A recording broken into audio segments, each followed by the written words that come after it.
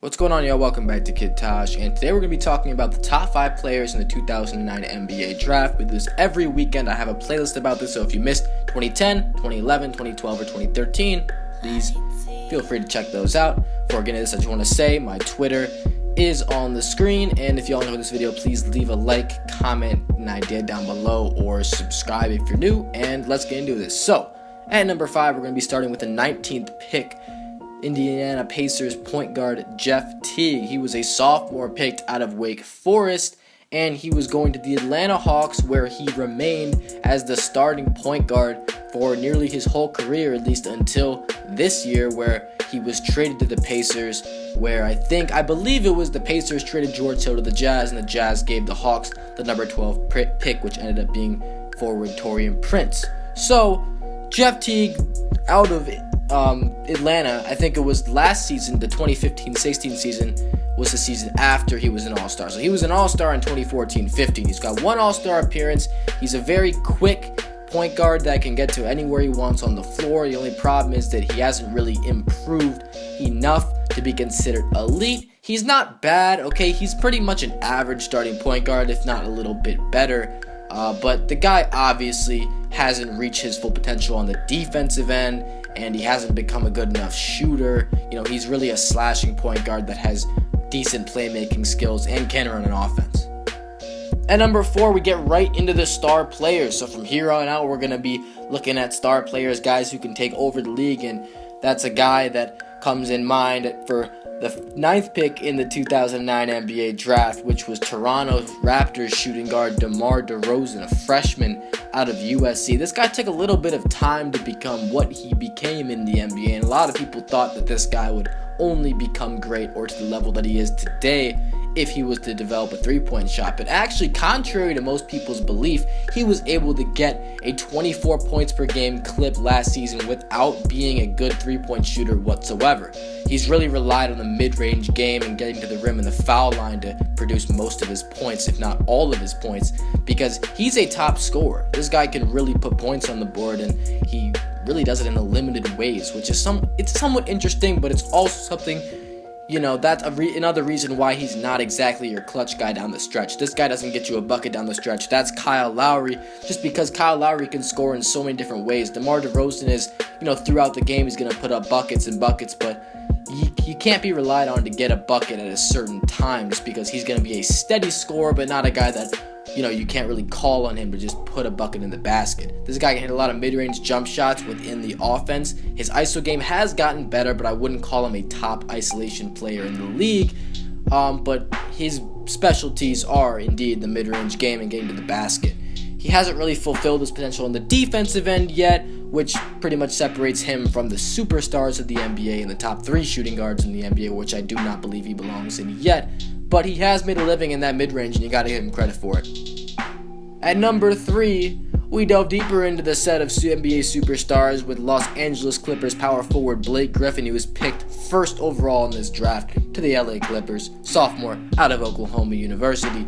This guy came out of college as one of the most athletic big men that had ever played, that, you know, we'd ever seen. I mean, this guy was just a specimen beyond what we imagine when we think of guys that can absolutely tear down the rim and throw down posterizing dunks over other big men. Blake Griffin brought that to a whole new level. I mean, this guy just came in and was dunking on people nonstop, and people actually thought a lot that Blake Griffin was only a dunker. He's like Zach LaVine, maybe, because Zach LaVine, he gets the stereotype as well that he's only a dunker. He's not only a dunker, he's got a really nice game, perimeter-oriented game, that is. But Blake Griffin has a post game now. He's got a mid-range game. He's developed into one of the best passing big men in the NBA. He handles like a guard, and he's fast. He's super athletic, but he's skilled. I mean, he's a skilled, athletic big man that's had injury issues time and time again.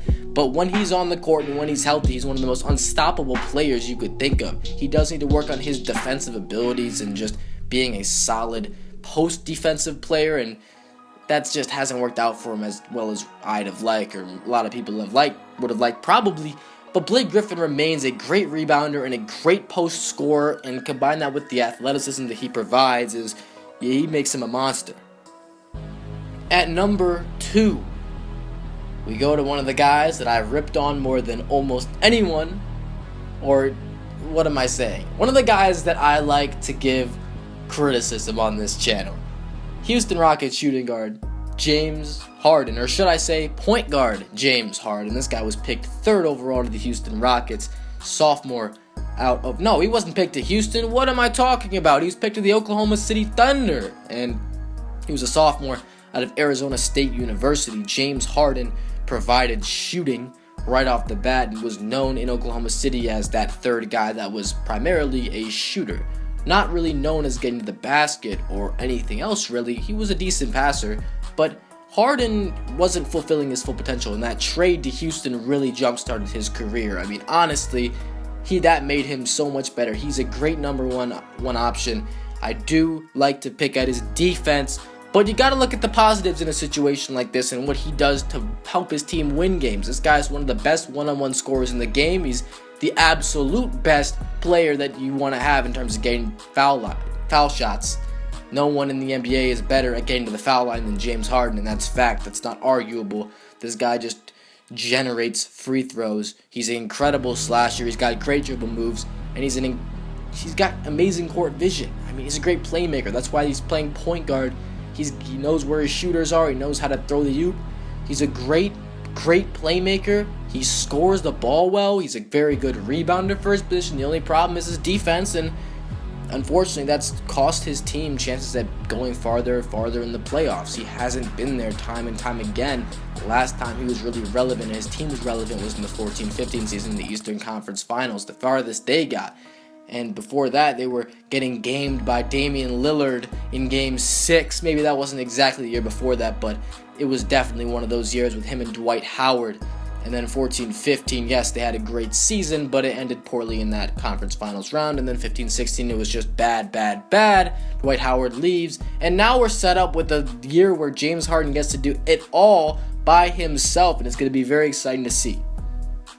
So we go best for last, and that's going to be reigning 2-time unanimous MVP, except he was only unanimous MVP last year, not the year before. It's Golden State Warriors point guard Steph Curry. He was picked 7th overall to the Golden State Warriors. He was a junior from Davidson, and Steph Curry, we all know that this guy is one of the greatest talents in the NBA today. I mean, he's a top 3 player for sure. Lock it in. He led the league in scoring last season. He put up numbers of about 30 points, 7 assists, and 5 rebounds on, I believe, around 50% from the field and 45% from the three-point line, while propelling his team to a 73-9 record. Yes, they didn't win the NBA Finals, but he's been to 2 consecutive NBA Finals, 1 for 2 in the finals. Steph Curry is. In the regular season, this guy is one of the best players there are, and if not the best. I mean, last year he was the best. This year, he's coming out on a super stacked Warriors team that just added Kevin Durant. But there's no questioning Steph Curry's shooting ability. That's exactly what makes him the player he is today. I mean, if he wasn't half as good the shooter that he is today, I mean, we probably wouldn't even be having him on this list, because Stephen Curry's entire game is centered around his shooting. His shooting is able to give him driving lanes. It's able to give him, it's able to attract help defense and get his teammates open for assists. Most of his assists and slashing opportunities come off just the fact that he's such a great shooter. People that close out, that overplay him, giving him lanes to the hoop. It's based off of the fact that he can snipe from anywhere that you can think of. So that's why Steph Curry is so dangerous. His shooting is so good that it actually makes all of the areas of his game that much better. It's incredible. So Steph Curry checks in at number 1, and that's going to finish off this video. If you want to see 2008, please leave a like. Either way, it's probably still coming next weekend, and I am out. Leave a like, comment, and subscribe. That's going to do it. Peace.